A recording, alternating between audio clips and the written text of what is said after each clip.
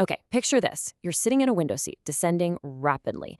Suddenly, a 400-ton aircraft traveling at nearly 200 miles per hour just slams its tires onto a stretch of concrete. I mean, the kinetic energy generated in that single fraction of a second is absolutely staggering. So why doesn't the airplane just shatter into a million pieces upon impact? Well, today, we're going on a journey to answer exactly that. Welcome to This Explainer, where we're going to peel back the heavy metal layers of landing gear engineering to really understand the invisible physics and mechanics that catch us every single time we fall from the sky.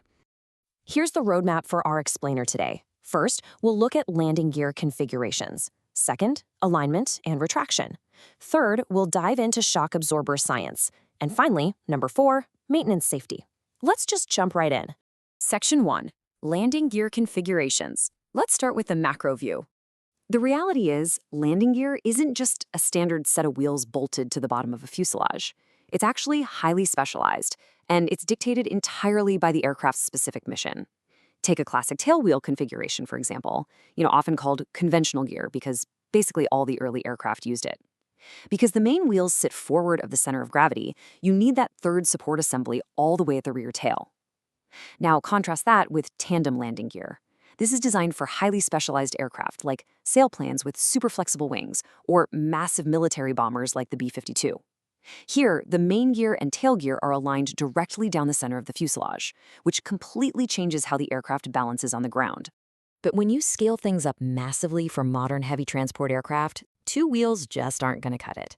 Notice this triple bogie main landing gear on a Boeing 777. The number of wheels in a bogie is directly tied to the aircraft's gross design weight. By using multi-wheel bogies, the immense weight of a fully loaded aircraft gets safely distributed over a much wider area of the runway. Without this, the landing surface would literally crack right under the pressure. All right, move into Section 2, alignment and retraction. This is geometry in motion. As we scale up the weight and speed of these planes, keeping these massive wheels tracking perfectly straight down a runway becomes a seriously high-stakes science. Let's start with camber. Simply put, this is the alignment of a main wheel in the vertical plane. If the top of the wheel tilts outward, away from vertical, that's positive camber. But if the top tilts inward toward the fuselage, that's negative camber. Now, you might be wondering how they actually check something this precise on a giant machine.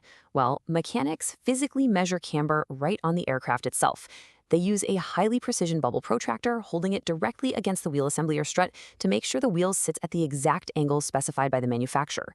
Even just a tiny fraction of a degree off, and you're looking at severely uneven tire wear or, worse, compromised structural integrity over time.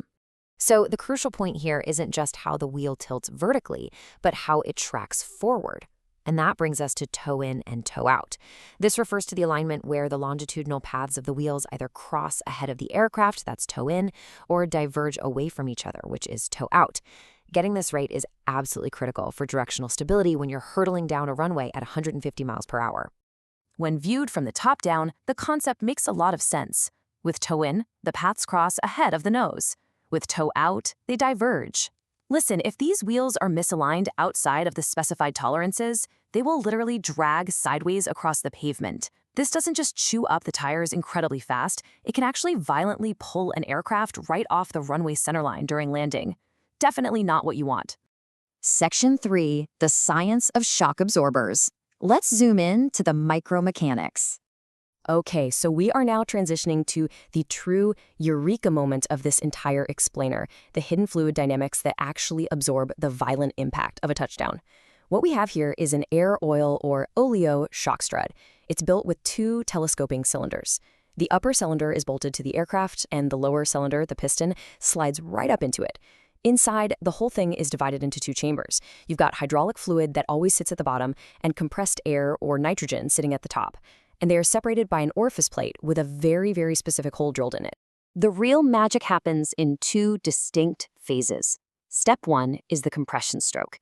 When the plane lands, the strut compresses, violently forcing that hydraulic fluid from the bottom chamber up through the orifice into the top chamber.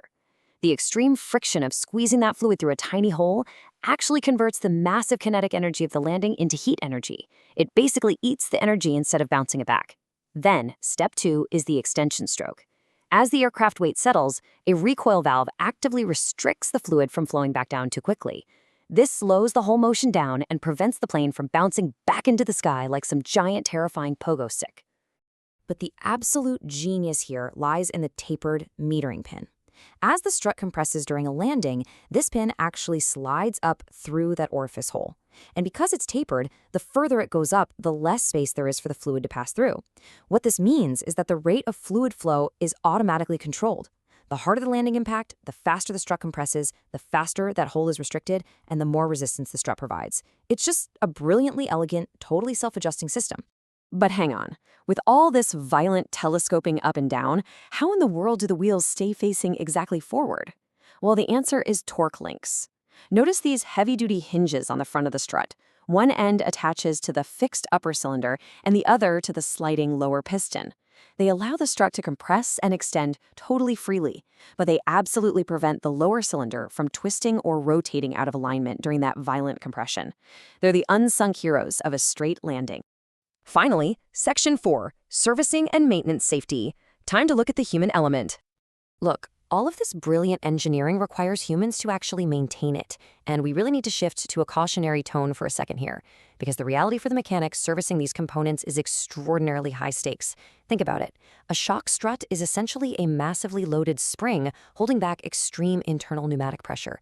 If a mechanic needs to service it, they have to ensure the aircraft is safely jacked or clear, and above all else, the high-pressure air must be completely released before ever attempting to remove a valve. Trapped air inside a strut isn't just an annoyance, it's literally a deadly explosive hazard. These systems demand sheer respect. I actually want to read this intense warning straight out of the maintenance manual just to inject the real stakes into this process.